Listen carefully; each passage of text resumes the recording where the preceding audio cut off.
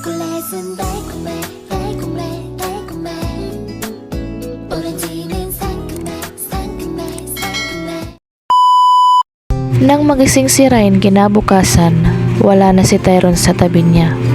Agad na nagkulay kamatis ang pisngi niya nang maalala ang pinagsaluhan nilang dalawa kagabi. It was a perfect night. They were tangled in bed, pleasuring each other and making love. It was the best night. Pero kahit pa perpekto ang nagdaang gabi, may panira pa rin. Pilit na umukilkil sa isip niya na may nagmamayari na ng iba sa binata at nagsiselos siya. Yes, she admitted it. I am jealous. That green monster kept into every fiber of her being. She couldn't stop it from spreading like a poison. Pero alam niyang wala siyang karapatan na magselos. Wala. Bumangon siya sa kama at naligo. Dark denim shorts, flat shoes, baby pink spaghetti with black halter top. Iyan ang suot niya nang lumabas siya sa kanyang silid. Itinali niya ang mahabang buhok dahil medyo mainit ang panahon. Nasa living room ang mami niya at ang mga magulang ni Tyrone. May pinag-uusapan ang mga ito. Para makaiwas, tumungo siya sa kusina, expecting na si Manang Azon, ang kusinera, lang ang naroon at wala ng iba. Nang pumasok siya sa kusina, napatigil siya sa paglalakad. Tyrone was leaning on the refrigerator door, sipping coffee. Train was busy stirring something in the pan, habang si Calex at Lander naman ay pinag-aagawan ang toasted bread na nasa mesa. These men in front of her are drowning gorgeous. They should be in jail for possessing such handsomeness. It's such a crime. Mga simpleng damit lang ang suot ng mga ito, but they rock it like nobody's best business. Sila yung mga kalalakihan na kahit siguro sako ang suot ay gwapo pa rin. At ito rin ang kalalakihan na gusto niyang iwasan. Humakbang siya paatras at mang-aalis sa kusina nang marinig niya tinawag ni Tyrone ang pangalan niya. Ryan, nakita pala siya nito. Come over here. It was not a request, it was an order. Humarap siya rito. Nang magtama ang mga mata nila, ngumiti si Tyrone. His eyes glistened in amazement. Come here, anito. Pasimple siyang huminga ng malalim bago naglakad palapit dito. Kung ayaw niyang mahila na naman, kailangan niyang sundin ang binata. And deep down inside her, ayaw niya mag-away na naman sila. She didn't know why. She wanted them to be okay. Nang makarating siya sa tabi nito, kaagad na inakbayan siya ng binata. Kumusta ang tulog mo? Tanong nito. The smile on his lips as he asked was heart-fucking melting. Okay lang, she answered. She felt uncomfortable under Tyrone's gaze.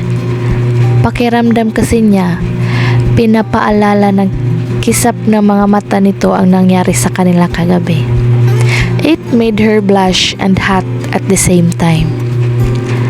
I had a good night's sleep too, Tyrone said when grinned knowingly at her. Inirapan niya ito at para itago ang pamumula ng pisngi niya. Tigilan mo ako sa kamanyakan mo, Tyrone. Ang aga-aga eh. Reklamo niya. Biglang sumipol si Lander. Please don't tell us that you slept in her room last night. I won't tell you. Nakingising wika ni Tyrone at niyakap siya nito nang mahigpit at hinalikan sa mga labi. You look ravishing today, he said with adoration in his eyes when he pulled away from the kiss. Bakit parang mas lalo ang gumanda sa bawat araw na lumilipas? Someone made a vomiting sound. Nang tingnan niya kung sino iyon, it was Calix. My friend, you are gross. Sigaw ni Calix na parang nandidiri. Pure and downright disgusting, man. Ew!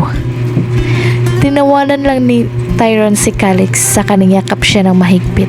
Kaagad naman naghari ang puso niya dahil sa pagyakap nito sa kanya. Hindi pinansin ni Tyron si Calix na puno ng pagdediri ang mga mata habang nakatingin sa kanilang dalawa. Gusto niyang matawa kay Calix. He kept on giving Tyron a disgusted look. Buti pa si Lander walang imik habang sumisimsim ng kape. Tumaas ang kilay niya lang no mapit sa kanya si Train at may ibinigay sa kanyang bowl na may lamang chicken soup. Kinunutan niya ng noo ang bowl. Saka tumingin kay Train. Para saan naman yan? Bayad ko, Madam Rhine. Anito na may nakakalusaw ng ngiti sa mga labi. Naalala mo ba yung chicken soup na natapon dahil sa akin? Tumango si Rhine. She seen that Tyron was glaring at Train, pero parang walang pake ang binata sa matalim na tingin ni Tyron. Here, Madam Rhine, eat up. Tinanggap niya ang bowl dahil naglalaway siya ang bago ng soup at halatang masarap iyon. Akmang titikman niya ang soup na pigilan ni Tyron ang kanyang kamay. Huwag mong kainin, sabi nito. Pinukol niya ng masamang tingin si Tyron. Ano naman problema mo? She took a spoonful of chicken soup and then brought the spoon to his lips. Eat up. Natigilan ito na nagulat na tumingin sa kanya. Susubuan mo ako? Itinirik niya ang mga mata. Ano ba ang nakakagulat sa ginawa niya? Ayaw niya lang naman na magalit na naman ito sa kanya. She saw how his eyes darked when Train gave her the bowl. Oo, ikaw muna tapos ako, baka magalit ka na naman. His eyes soft, like he was touched by his gesture. Really? Ayaw mo kong magalit kaya susubuan mo ako? Train snorted. Take that fucking spoon in your mouth so Rain can taste my fucking soup. Train glared at his Russian friend. Fuck off. Whatever. Train grins in annoyance. Hindi na kita ipagluluto kahit kailan. Kahit bayaran mo pa ako ng 1,000,000. Hindi na kita talaga.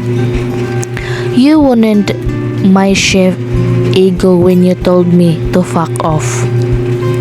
Itinirik ni Tyron ang mga mata. What the hell ever? Ibinalik ni Tyron ang atensyon sa kanya at sinubo ang kutsara sa bibig nito. She smiled then took the spoon from Tyron's mouth. As expected, masarap talaga ang lasa ng soup na ginawa ni Train. Hindi niya namalaya na naubos na pala niya ang soup kung hindi pa inagaw sa kanya ni Tyron ang bowl at hindi pa niya namamalayan. Napasimangot siya at tumingin kay Train. Wala na?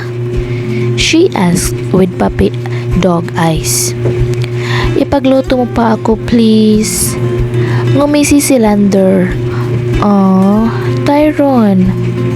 Mukhang hindi ikaw ang kailangan ngayon sa umaga ni Ryan. Mukhang sa gabi ka lang niya kailangan. Alam ni Ryan na binibiro lang ni Lander ang kaibigan nito, pero mukhang sineryoso ni Tyron ang sinabi ni Lander. Nakita niya ang pagtagis ng bagang nito. Bakit pa hindi nag-iisip si Lander bago magbiro? Hindi na nagulat si Ryan nang umalis si Tyron at iniwan siya sa kusina kasama ang mga kaibigan nito. She never took Tyron's as a walk-out kind of guy. Mukhang hindi ito pas siya kilala tulad ng akala ko. Pinukol niya ng masamang tingin si Lander. I can skin you alive for that. Lander's blue eyes glistened wickedly. Totoo namang sinabi ko, diba? You don't care about Tyrone. What you feel for him is just a plain attraction and lust. Kasi kung sobra pa roon ang nararamdaman mo, ipaglalaban mo siya. Hindi na itutulak mo siya palayo. Nanunuri ang mga mata nito habang nakatingin sa kanya. Tama ako, diba? Kailan ba ako nagkamali? Bilib na bilib ito sa sarili. Wala akong alam, kaya huwag kang magsasalita na para bang alam mo ang nararamdaman ko. Pagalit niyang sabi ni Kylander bago umalis sa kusina at hinanap si Tyrone.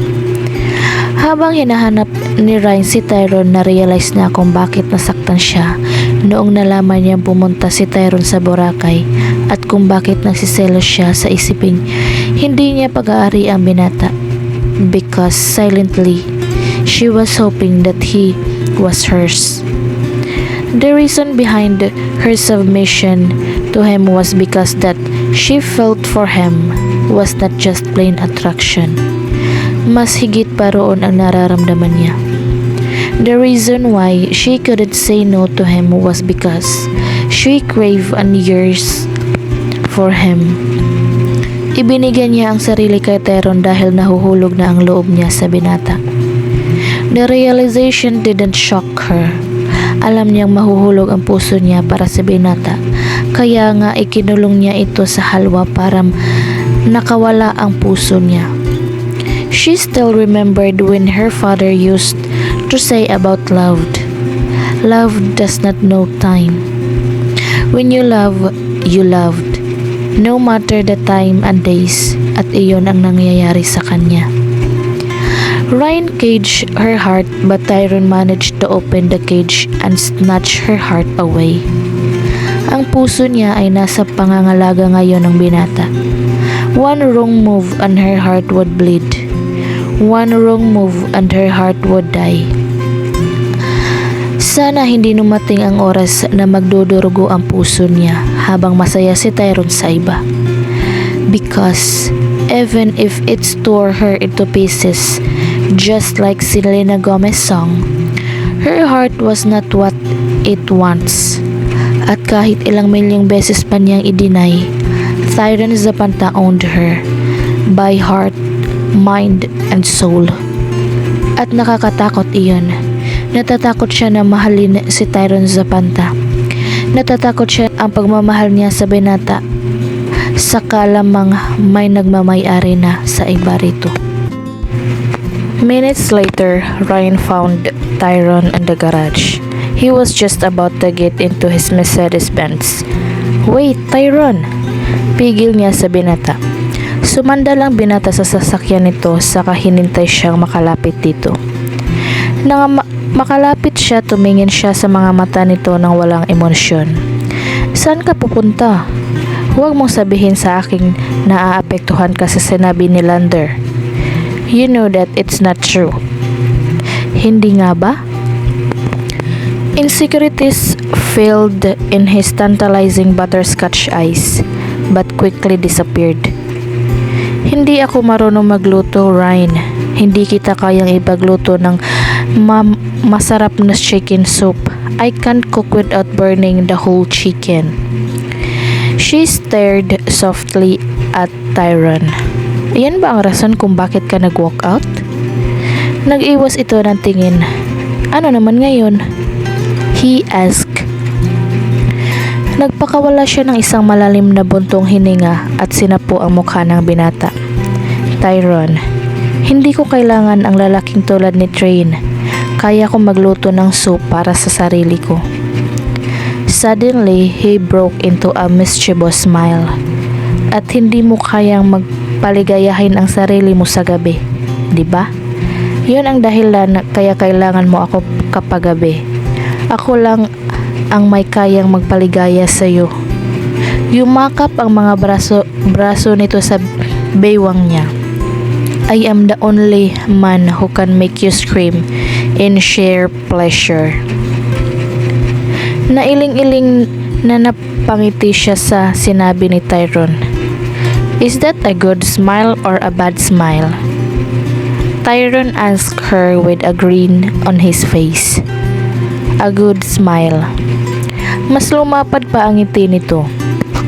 Would that good smile be enough reason for you to go with me in Baguio? Nagsalubong ang kilay niya. Tayong dalawa lang? Tumango ito. Paano naman ang mga kaibigan mo? Nagkibit balikat ito. They survive without me but I can't survive without you. Her heart nearly jumped out from her ribcage. Sobrang lakas ng tibok niyon at hindi iyon maitago. Ang malapad na ngiti na kumawala sa mga labi niya. Sige. Napagdesisyon na niyang sumama sa Baguio.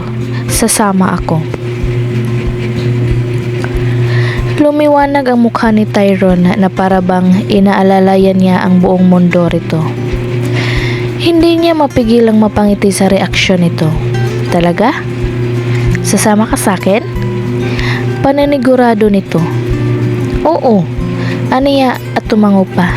Let's go? Tyrone hurriedly opened the passenger seat and let her in. Pagkatapos ay umikot ito patungo sa driver's seat na makapasok ito sa sasakyan na abutan siya nitong kinakabit ang seatbelt. He automatically leaned in, claimed her lips as he worked on her seatbelt. Pinakawalan lang nito ang mga labi niya nang maikabit na nito ang maayos ang seatbelt niya.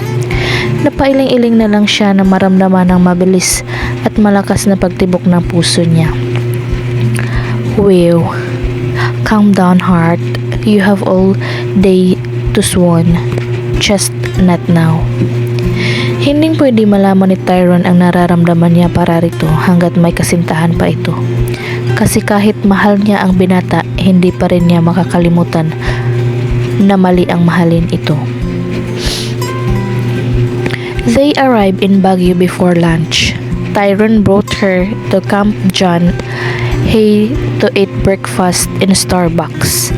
Nang makarating sila roon, pinaupo siya ni Tyrone sa misan na may umbrella at pumasok ito sa loob ng Starbucks para umorder ng breakfast nila. As she waited for her Tyrone, a man with amethyst eyes sat on the chair parallel to her. He was a very gorgeous man with slovenly jet black hair. He had a well-toned body and was staring at her. For goodness heaven's sake. Ikaw ba si Ryan Dizon? Nanlaki ang mga mata niya sa tanong nito kasabay nun ang kabang nararamdaman. Sino ka ba? Paano mo nalaman ang pangalan ko? Are you some kind of chill woman? He said in a very steadily voice. Kapag kuwan ay kinuha nito ang cellphone mula sa bulsa ng pantalon nito saka ipinakita sa kanya ang screen. Nalaglag ang panga niya sa nakita. Saan mo nakuha yan? Nakaramdam siya ng kaba. She was ready to bolt in a maniac run. If this man who had uncanny amethyst eyes tried to do something suspicious. Bakit may picture ako sa phone mo? I said, chill. Walang emosyon ang mukha niya. Drain Walksbin sent this photo to me with a caption, Tyrone's new girlfriend. Ikaw ba ang bagong kasintahan ni Tyrone? Tanong ng lalaki. Parang hindi naman ikaw ang tipong babae ni Tyrone. He likes a sophisticated woman who never dye her hair blue.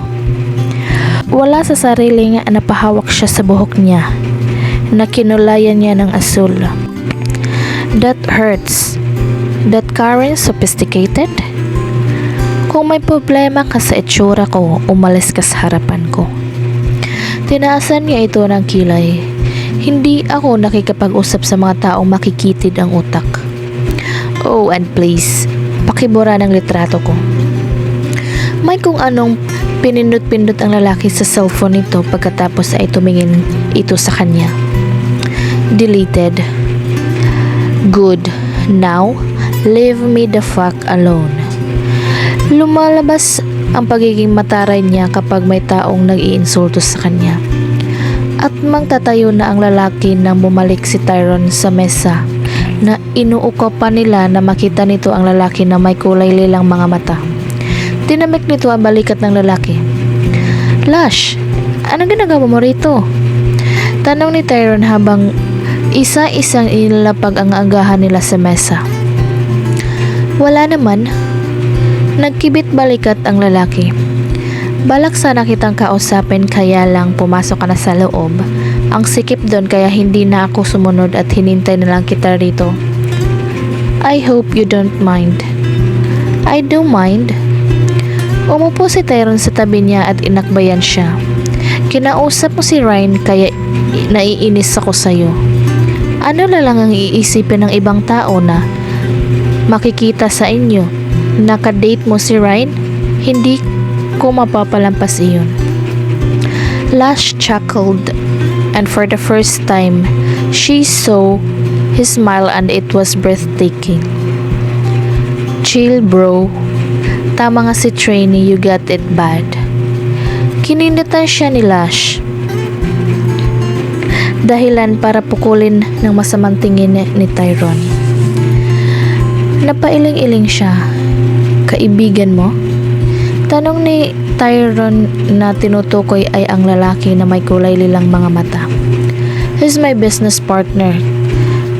Kahit hindi halata sa itsura niya, he's the half owner of the Black Pearl cruise ship that sail around the world and stops at every country it passes. That luxurious cruise ship was well known throughout the world. Half owner? Kanino ang kalahati? Bago pa makasagot si Tyrone, may isang babaeng galit na tumigil sa harapan ng mesa nila. Actually, sa harapan mismo ni Lash. At malakas na sinampal ang lalaki. Napangiwi si Ryan sa lakas ng tunog na yun. Bastard. Nalilisik ang mga mata ng babae habang galit na nakatingin kay Lash na napakurap-kurap sa pagkabigla. Akala mo hindi kita mahahanap? That for kissing me and touching my breast, you maniac. Preto ka sana ni Satanas sa imperno. Lath Coleman. Sana malunod ka sa dagat at kainin ka ng lahat ng pating na nanirahan sa karagatan. Peste ka. Pagkasabi na yun ay taas noo itong naglagad papalayo sa kanila. Ilang beses na napakurap-kurap si Lash. Did that woman call me Lath? Napalitan ng pagkairita ang kalmadong mga mata nito. Napagkamalan niya akong si Lath? Sino si Lath? Pabulong na tanong niya kay Tyrone na may pinipigilan ng ngiti sa mga labi. A man with the same face as Lash walked to their table and asked, "Hey bro, nakita mo ba si Hayes?" Hayes who? Balik tanong ni Lash sa bagong dating na kamukha nito. Hayes, the pretty brute who's freaking mad at me right now because I kissed her and touched her breast. Nakangising sabi ng lalaki na kamukha ni Lash. Ipinakita ni Lash ang namamagang pasingin ng lalaki. Hinuha niya ay kakambal nito. Yeah? Pinagkamalan niya akong ikaw at sinampal niya ako. May tanong ka pa ba, Lath? Puno ng sarkasmo ang boses nito. Lath Grimes, masakit ba? Hindi. Parang binato lang ako ng tinapay. Puno ng sarkasmo ang boses nito at pinukol na masamang tingin ang kakambal. Of course, it fucking hurts, moron. Napakamot sa batok ang kakabal nito at ang manghihingi ng tawad na may lumapit na naman sa kanilang babae. One word to describe the woman. Stunning. Nasaan si Train? Tanong nito habang nakatingin kay Tyron. Hey, Miss Grace Romero. Nakangiwing bati ni Tyron sa babae. Train is in Russia? Napakunot ang noon niya nang magsinungaling si Tyron. Alam kong nagsisinungaling ka, Mr. Zabanta. Wika ng babae na may dalang panali. At alam ko rin na pinagtataguan ako ng lalaking yon. So tell him this way, whatever he likes it or not. He and I will be married soon. Hindi niya ako matatakasan kahit hindi ko siya hahayaang makatakas. Pagkasabi niyan ay taas noong umalis ito. Lash, Lath, and Tyron shared a look. And then it was Lath who stood up and spoke. Kailangan ko nang umalis, may meeting pa kami ni Lander. Yeah, me too. Tumayo si Lash at sabay nitong umalis kasama ang kakambal nito. Pagkalipas na mahabang katahimikan, nagsalita siya. That was weird. I know. Sang-ayon ni Tyron sa kanya. Pero hayaan mo na sila. Punta lang tayo sa National Bookstore. Sabi ni Tita Grace, mahilig ka raw magbasa. Isang malapad na ngiti ang kumawala sa mga labi niya. Bakit? Bibilhan mo ako? Oh God, naaamoy na niya ang mabangong aroma ng libro. Oo, pero sa isang kondisyon. There was a sly smile on his face. What? Hindi tayo uuwi sa Pangasinan. We'll stay here in Baguio for the night and we'll return tomorrow. Naningkit ang mga mata niya habang nagdudang nakatingin sa binata. May pinaplano ka, no? Tyron grinned devilishly. I'm always planning something, Ryan. He then captured her lips, then pulled away. Keep that in mind, sweetheart.